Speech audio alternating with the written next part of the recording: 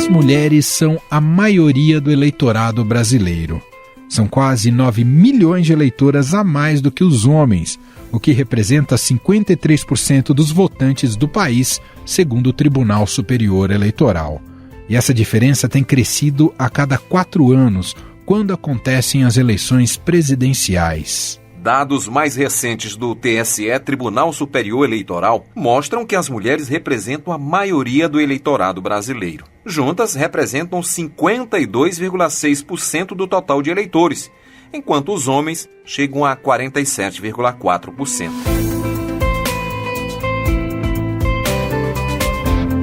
Mas por que, apesar de serem maioria, elas ainda são minoria na política?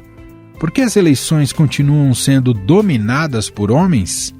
Entre os grupos para quem o voto é facultativo, essa discrepância ainda é maior. As mulheres são 56% e os homens 44% do eleitorado.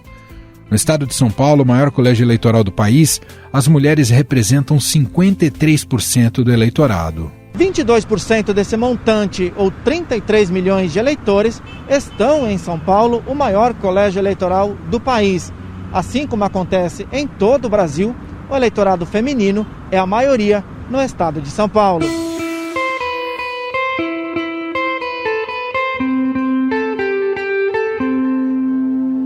Elas também são a maioria entre pessoas na faixa dos 16 a 18 anos. Dos mais de 96 mil novos títulos emitidos neste ano, 52 mil foram de pessoas do gênero feminino. O Brasil ganhou mais de 2 milhões de novos eleitores com idades entre 16 e 18 anos de janeiro a abril. O número representa um aumento de 47% em relação ao mesmo período de 2018, ano da eleição.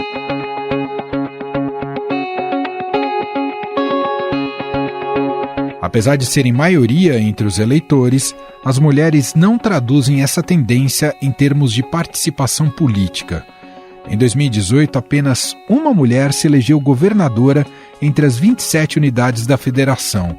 Foi a ex-senadora Fátima Bezerra, do PT, no Rio Grande do Norte. Fátima Bezerra, do PT, ganhou a disputa para o governo do Rio Grande do Norte. Ela será a única mulher a governar um estado do país nos próximos 4 anos.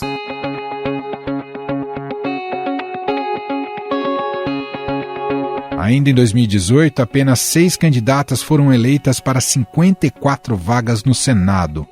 Para a Câmara dos Deputados foram eleitas 77 deputadas federais, o que dá cerca de 15% do total de eleitos. Ao todo, a participação feminina na próxima legislatura será de 77 mulheres, o que corresponde a 15% das 513 vagas. 43 ocupam o cargo pela primeira vez.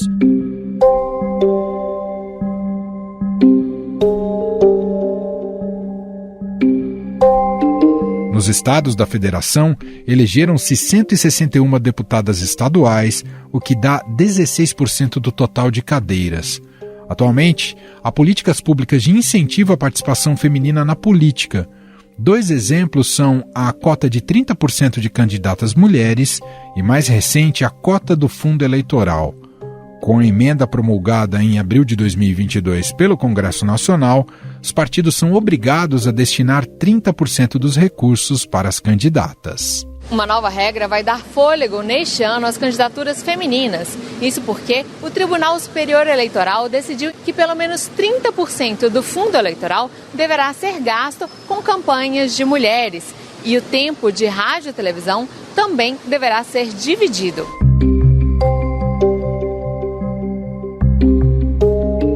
Em fevereiro deste ano, se comemorou os 90 anos do voto feminino no Brasil, graças aos esforços de brasileiras que lutavam para uma modernização do sistema eleitoral em prol da democracia. Com a promulgação do decreto número 21.076, no dia 24 de fevereiro de 1932, as mulheres acima de 21 anos puderam exercer o direito do voto. A primeira lei nacional que permitiu o voto feminino surgiu há 90 anos no Código Eleitoral de 1932, mas a luta para chegar a esse momento começou bem antes. Desde 1922, a Federação Brasileira pelo Progresso Feminino, liderada por Berta Lutz, tinha como uma das bandeiras o acesso da mulher ao voto.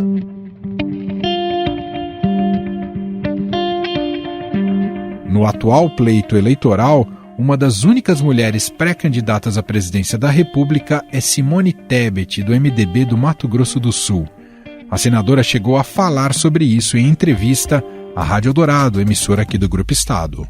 Que o MDB não só se posiciona como uma pré-candidata, mas como nós temos todas as condições de liderar na frente, né, como cabeça de chapa, como pré-candidata a presidente da República.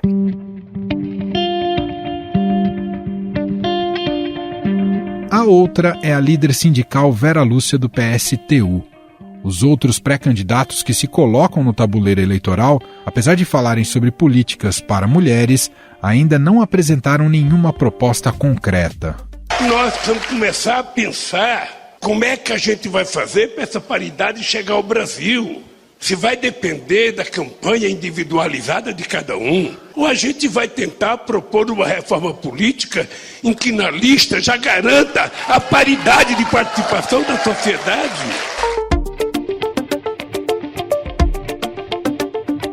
Um movimento maior é visto quando pensamos em pleitos estaduais.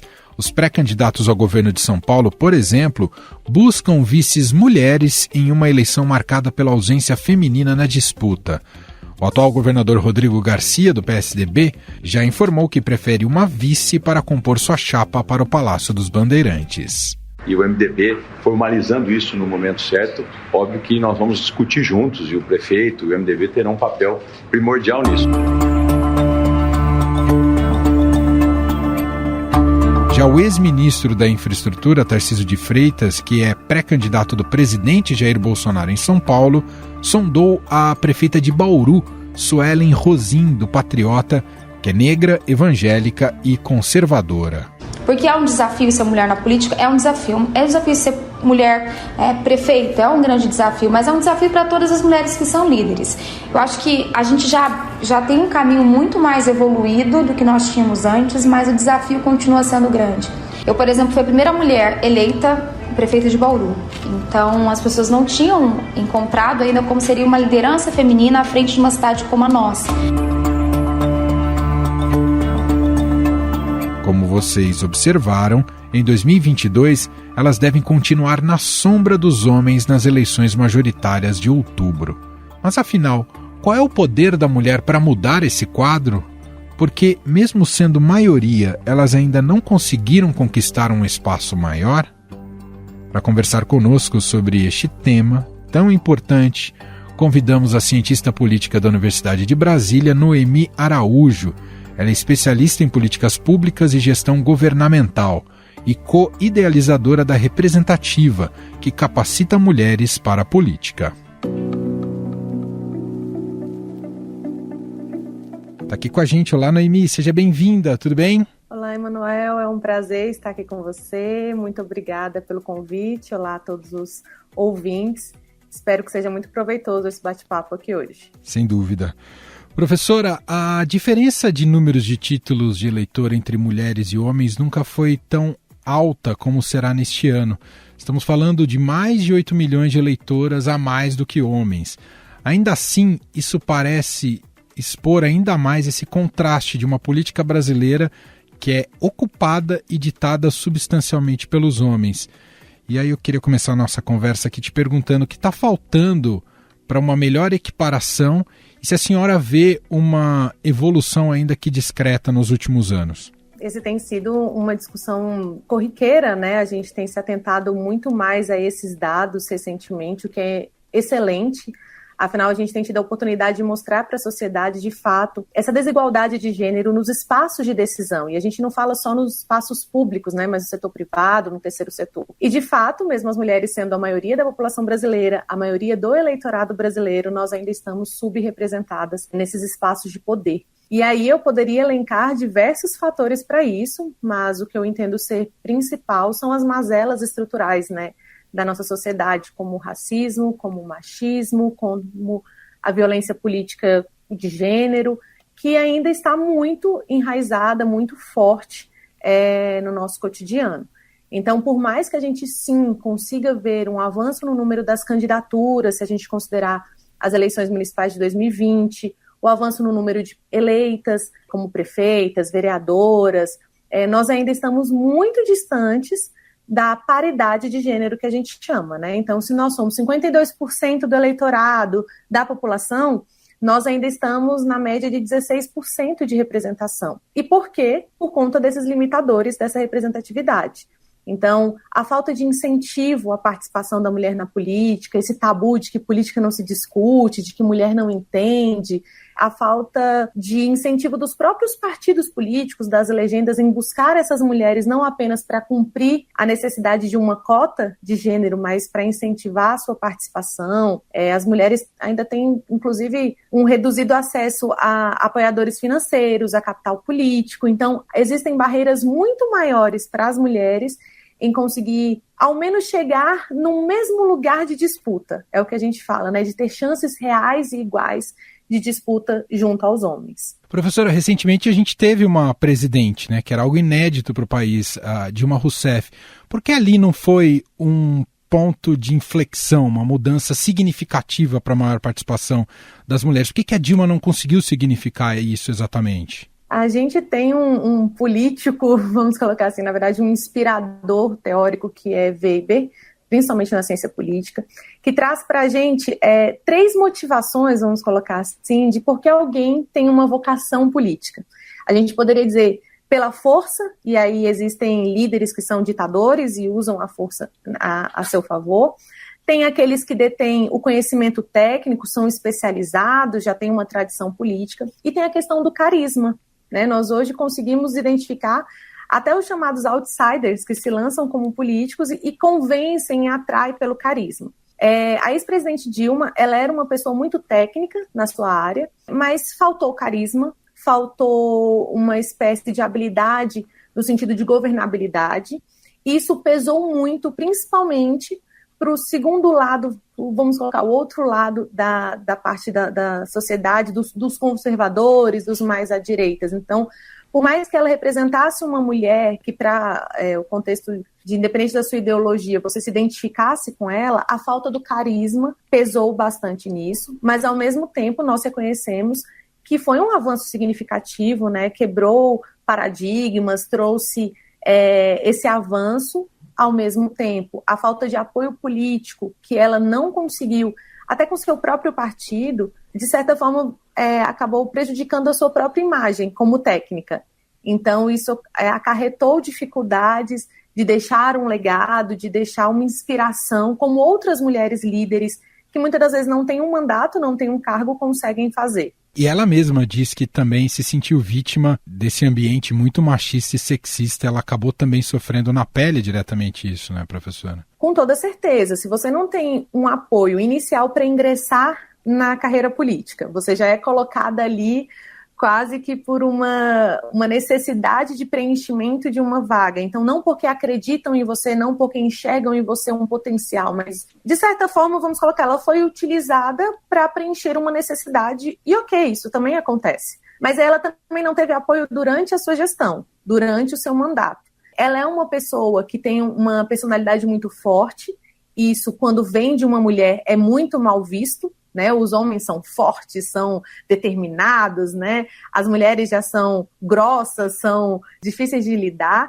Então, essa violência política contra as mulheres ficou ainda mais nítida contra a ex-presidente Dilma. Independente dela ser de direita ou de esquerda, se fosse uma outra mulher no mesmo cargo, eu entendo que sofreria da mesma forma. E por todo o seu passado, acaba que, de fato, o machismo e o sexismo vêm para trazer isso como fraquezas e que, na verdade, eu ainda acredito que ela suportou muito e suportou muito bem.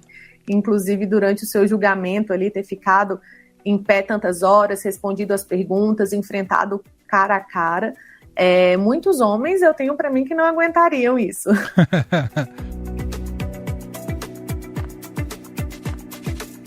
Bom, com esse enorme que a gente começou falando, com esse enorme contingente de mulheres a mais que vão votar nesse ano de 2022, ou que tem o direito de ir para as urnas e votar, que pode fazer diferença no resultado final das eleições, seria natural que as candidaturas agora tivessem pensando também em políticas públicas, pensando nas mulheres?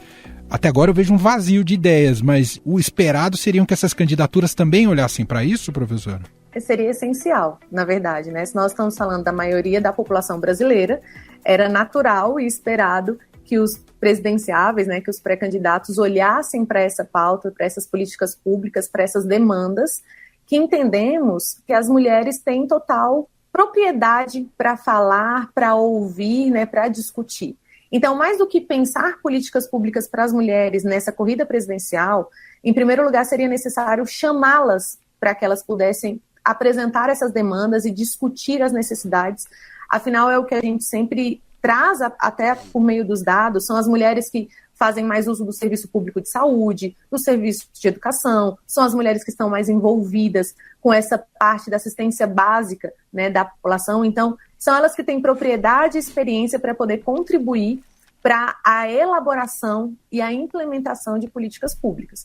Então, não tem como falar de mulheres, falar dessa maioria da população sem conversar com elas. De fato, ainda há uma ausência muito grande de projetos, de propostas nesse sentido, mas eu entendo que até está mais no contexto geral. Nesse momento, a gente está numa briga de narrativas, de posicionamento, que infelizmente é prejudicial para toda a sociedade. Nós precisamos ouvir dos candidatos quais são as propostas, inclusive de crescimento, de retomada da economia pós-pandemia, de quais são as soluções para a questão da gasolina, do preço das comidas, do gás, enfim, são necessidades urgentes, diárias, e que as mulheres querem ser ouvidas. E eu trago até um paralelo aqui, principalmente com o que a gente fala do grupo, né, do grupo evangélico, que é um grupo que está sendo muito assediado nesse momento. Né? Os candidatos precisam desse voto, estão atrás desse voto. E quem são os evangélicos, se não maioria, de novo, as mulheres? E aí eu entendo que são essas mulheres que, mais do que falar apenas de pautas de costumes, precisam ouvir isso também, de como que elas vão ter a sua renda assegurada, o seu trabalho, o seu posto de trabalho. Muitas foram demitidas, muitas tiveram que fechar suas empresas, outras, inclusive, abriram, né, tomaram essa veia empreendedora e agora precisam de incentivos financeiros, de desburocratizar esses processos. Então, dentro do próprio eleitorado evangélico, as mulheres evangélicas, cristãs, principalmente, né, vamos colocar assim, também precisam ser ouvidas para além das pautas de costume. E até pegando um exemplo específico, e aqui está uma pauta que a gente pode colocar como agenda moral, mas que aparece muito nas eleições, a gente viu o ex-presidente pré-candidato, né, o ex-presidente Lula, tentar entrar num tema que é muito caro para o público feminino, que são as mudanças da legislação sobre a questão do aborto. Mas logo o assunto foi suplantado justamente com receio das reações dos mais conservadores. Isso é sinal, professora, de que, antes de tudo, há um machismo estrutural que determina como deve ser essa agenda pública? E a minha questão aqui não é ser contra ou a favor do aborto, não é entrar necessariamente no teor do tema, mas o que surpreende é a inviabilidade de se poder discutir o assunto. Justamente. E, na verdade, é algo que a gente sempre fala, os especialistas, né, tanto que os que fazem as análises políticas quanto os que trabalham com campanha, existem alguns assuntos que são tabu e que você não deve entrar nessa seara, porque senão você vai ter muita rejeição e não é o que nós queremos para você nesse momento. Esse sempre vai ser o discurso de um marqueteiro e, na verdade, isso, de certa forma, é até estratégico. Mas a gente precisa, sim, de nomes, de pessoas que se coloquem, que tenham coragem de discutir isso e de que coloquem cara a tapa, vamos colocar nesse termo bem simples, para que, de fato, as demandas sejam ouvidas e atendidas. A gente não pode seguir algo que a gente chama também, até de forma um pouco assim, popular, do estelionato eleitoral, que é algo que muitas das vezes não é discutido e depois acontece, ou algo que é prometido de uma forma e depois é feito de outra. Então, existe também esse conceito do estelionato eleitoral, de às vezes só divulgar certas pesquisas depois do primeiro turno, por exemplo, de não entrar nesses assuntos sobre economia, sobre pautas morais, porque isso pode afetar a sua aceitação, o seu índice de aprovação. E você acaba elegendo ou escolhendo um personagem maquiado, que é o que acontece ainda, infelizmente, no Brasil e com certeza em outros países. Mas a sociedade brasileira está buscando a sinceridade, né? Aquele candidato que se coloca mesmo como vitrine, se expõe, se aproxima. As redes sociais trouxeram muito isso, né? O dia a dia, quem ele é de verdade, mesmo que a gente saiba que não é completamente, mas aquele que se aproxima e se mostra como um potencial de identificação mais real com o eleitor, ele acaba tendo prioridade nessa discussão.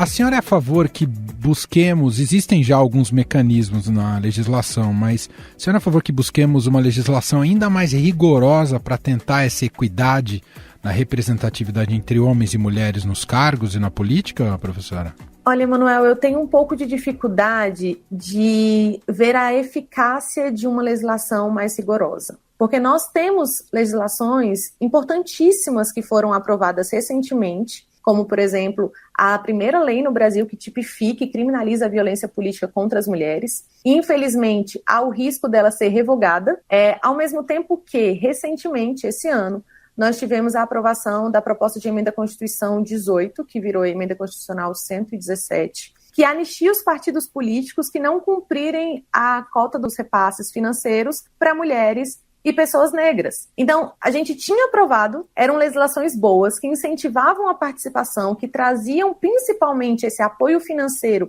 Afinal de contas, campanha no Brasil é cara, campanha se faz com dinheiro, é necessário, e sem o financiamento privado, né, desde 2016, você precisa desse financiamento público para que as mulheres, de fato, e pessoas negras, né, consigam estar ali na disputa, e agora simplesmente os partidos que não cumpriram foram anistiados. Então, por mais que você tenha uma legislação, ela não está sendo cumprida e ela está sendo flexibilizada. Eu entendo que a necessidade primária seria a educação política de fato. Essa educação que vem da base, essa educação que vem dos municípios, essa educação que vem de programas de educação e de formação e capacitação de mulheres, para que elas, por mais que eu também entenda que existem mulheres qualificadíssimas para disputar, elas se sintam também motivadas a arriscar, né, a se colocar mesmo à disposição e enfrentar e conhecer os seus direitos, conhecer a legislação intrapartidária. Muitas delas que estão filiadas não conhecem os direitos delas dentro dos próprios partidos políticos. Ensinamento, informação, a legislação eleitoral, o que você tem direito, qual que é o prazo, qual tipo de documento você precisa, o que você pode fazer, o que você não pode fazer, porque isso hoje não é repassado às mulheres. E eu fico pensando por que o Brasil não se permite a experiência de ser gerido por mulheres. A gente não teve essa experiência, com raras exceções e cargos muito específicos. Eu falo aqui não só em cargos eletivos, porque aí tem a questão da vontade do eleitor, e aí é tudo muito mais nebuloso, e aí a maioria se coloca. Mas eu olho mesmo para cargos no executivo, que aí não são eleitos, você olha para a foto ministerial de qualquer governo, pouquíssimas mulheres que fazem parte da gestão do executivo. Nessa hora me dá muita tristeza, né? Que você olha para o atual governo, acho que eram duas, né? Tereza Cristina e a Damares. Eram três, agora tem uma. Tem uma, exato. Mas não só está restrito esse governo, fica parecendo que a gente está pegando pesado só com esse. Não, com todos. Você olha as fotos, cadê as mulheres na gestão do executivo? Isso se reflete também em nível estadual, municipal. É muito raro, não é, professora?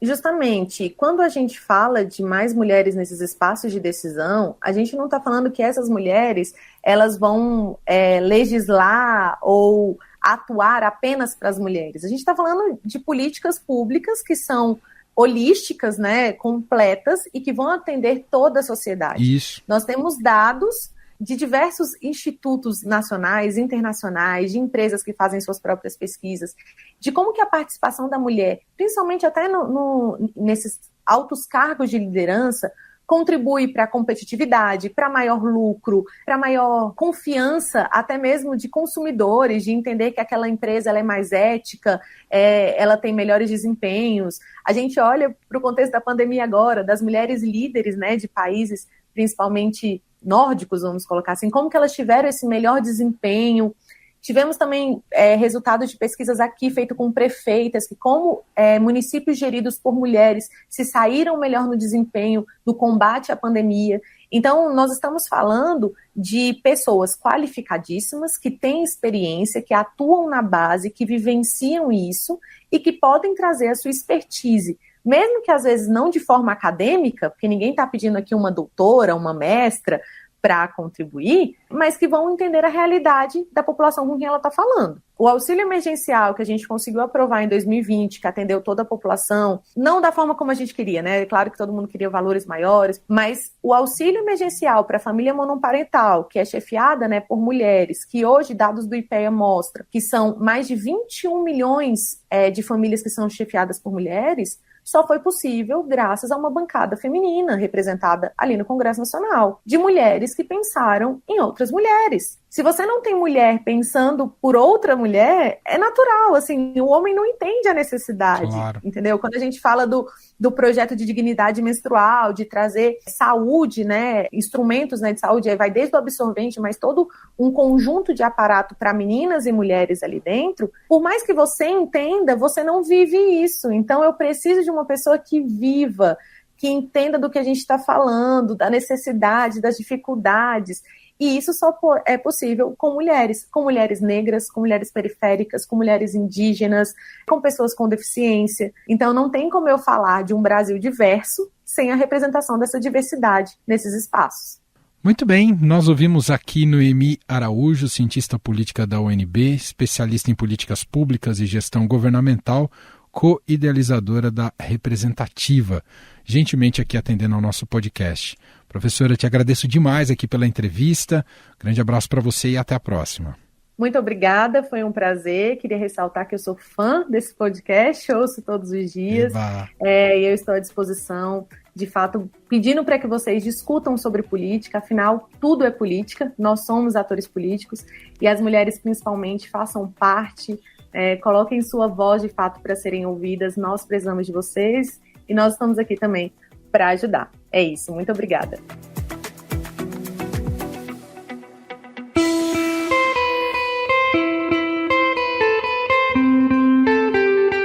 Estadão Notícias. E este foi o Estadão Notícias de hoje, segunda-feira, dia 9 de maio de 2022.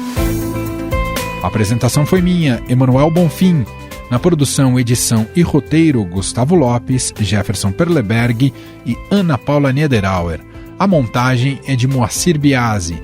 Escreva pra gente no e-mail podcast@estadão.com. Um abraço pra você e até mais.